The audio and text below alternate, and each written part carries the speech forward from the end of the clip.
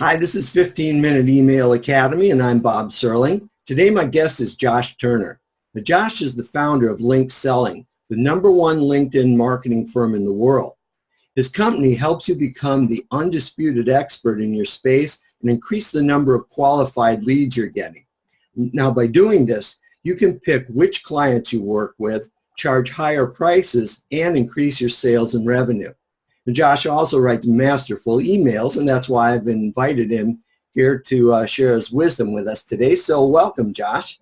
Hey, Bob. Thanks for having me. I'm excited for this. Yeah, me too. I'm really glad to have you here. So, all right. Now I'll run my technical wizardry. Try not to lose us both. I'm going to do my best too. Yeah, I'll bring up the email on the screen. We probably have a 50-50 chance of me doing this right. Oh, no, there it is. Came right up. All right, we're ready. There it is. Okay, so let's just start off with a quick overview. What's the goal of this email? So we have a training program called the Appointment Generator. We had a launch to get the word out about the program and to enroll people into it. And as is typical with the, kind of the product launch formula methodology, on a certain date, the doors closed. Okay. And so then what we did was we sent anyone that was on that launch list who was engaged in the launch but did not join the program, after the doors closed, we waited a day or so, and then anyone that did not purchase, we sent them this email. Okay, and so the purpose of this email is to encourage them to enroll? No, the purpose of this email actually is to get feedback, and really it's about priming them for another opportunity to join. But this email specifically is just basically saying, hey, we had this really amazing deal that we were offering for this program. I'm surprised you didn't join. Could you give me some feedback on why you decided not to jump in?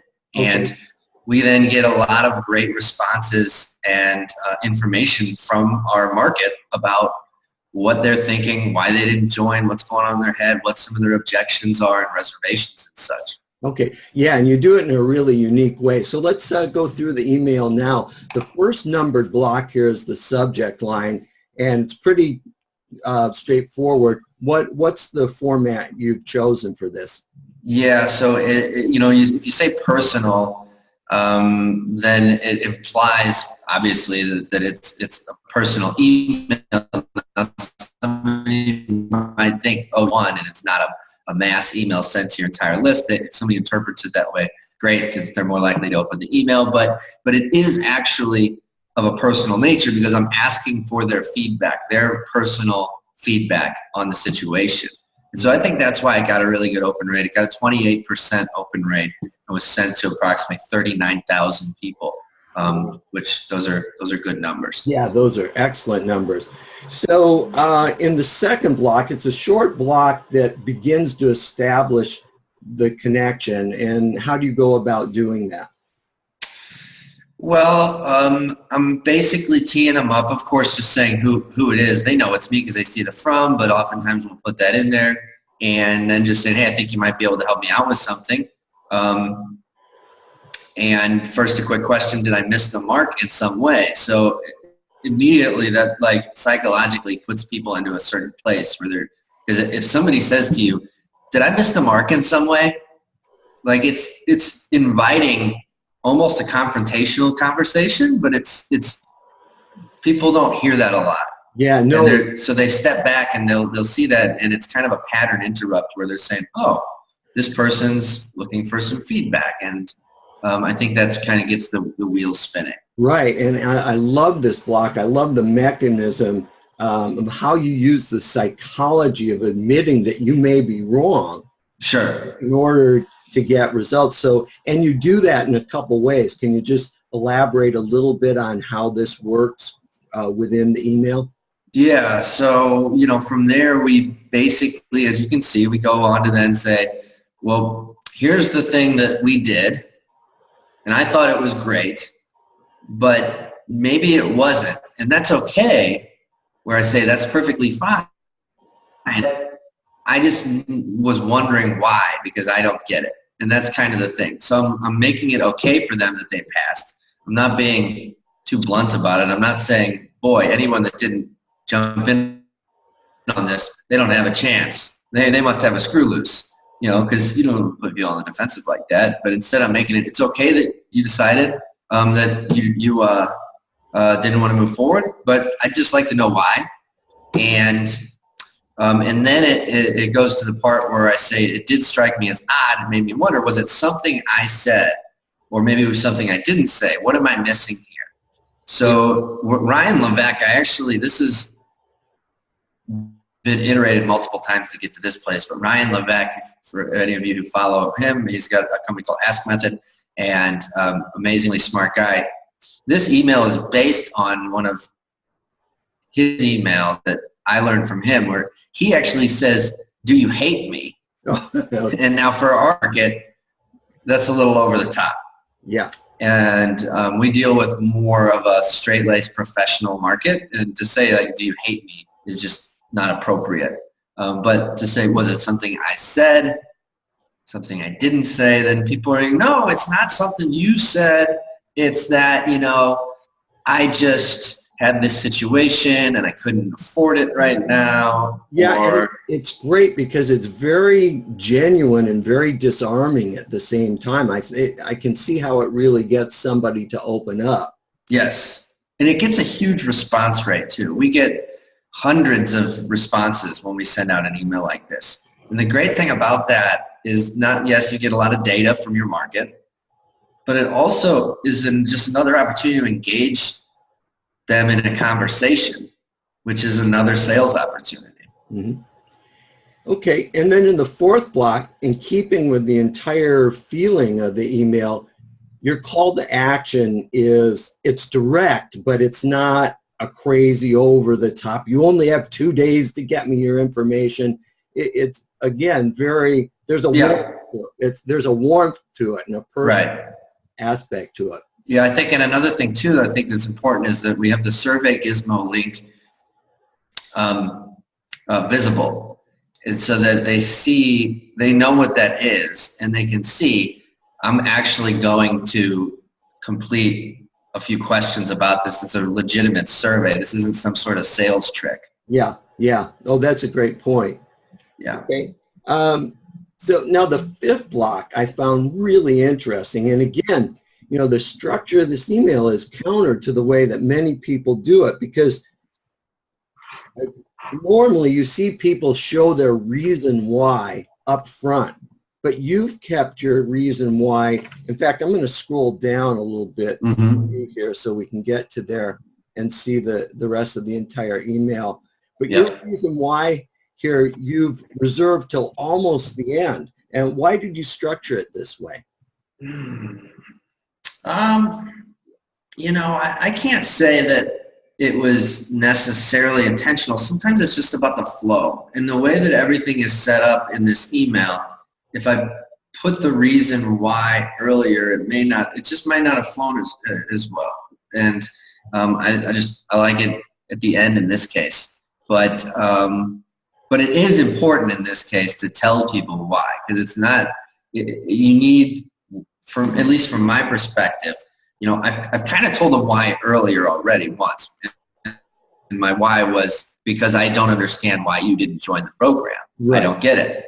But now I'm back, and now I'm building that into kind of a bigger why about how our business is always trying to improve, and getting this kind of feedback from you is really important to us. Yeah. And it's not just about this one program and trying to sell you this program. It's about us continually trying to improve and get better and learn. In addition, I agree with you. I think it fits the flow much better this way. But it's also, in a sense, it's the most rote line. Not that it is rote, but you hear people say it all the time. That's a good point. And so by keeping that to the end, you've already been very genuine and warm up to this point, so you can have a more kind of, for lack of a better term, a more mechanical line here without losing any of the warmth. So I think it was a great way to structure it and stage it. Good point. Okay, so that gets us to the final block, which is your PS, which again is very different. You know, most people remind people of a benefit or don't forget, go here to give Sure. me feedback. But you're actually giving people two opportunities to opt out. One from just this thread and then the other from the entire list. Why did you choose to do it this way? Well, the first one is because we know from experience of sending these emails out almost in any funnel that we have is we will get a lot of people who did join the program or are members of the program, and they say, I did join you, dummy. Why are you sending me this email? And you know how that works. Like they signed up with a different email. Right. We have multiple records for them in our system, all things like that. And so we like to just tell them at a certain place, like, hey, there's a chance maybe you're already in, and you know, it's cool. We'll just remove your email. Let us know. We're all friends here. And then the next one is actually not a true unsubscribe. But what that is saying is, if you're tired of hearing about the appointment generator, you know, we've had this promotion going on. If you're not interested in this, you can opt out of this promotion without completely unsubscribing from our list. So if somebody clicks that link, then we won't send them more emails about this specific thing, but then we will still email them about other things. Great, yeah, so you had them tagged because they joined for this, and you can remove them just from that thread. We always do that, and there's some marketers who say that you don't want to do that, like Ben Settle, for example. You know, he says that that's stupid. You shouldn't do that for whatever reason.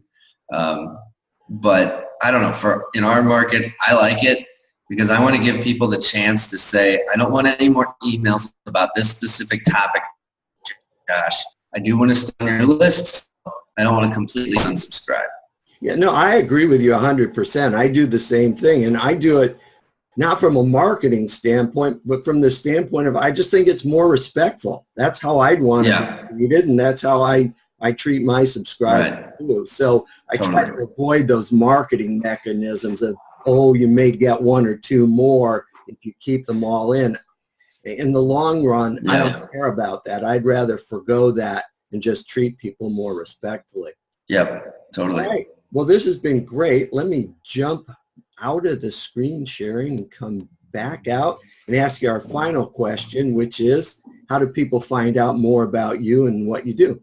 Oh, what a great question. So you can go to linkedselling.com and look at more about what we're up to in our programs and such, and how we help business owners get lots of new clients.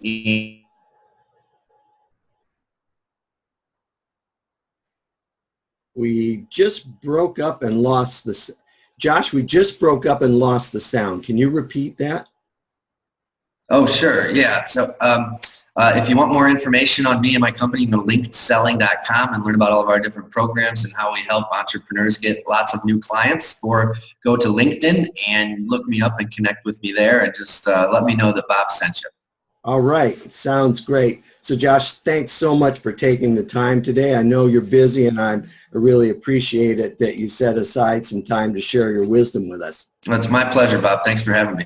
Great.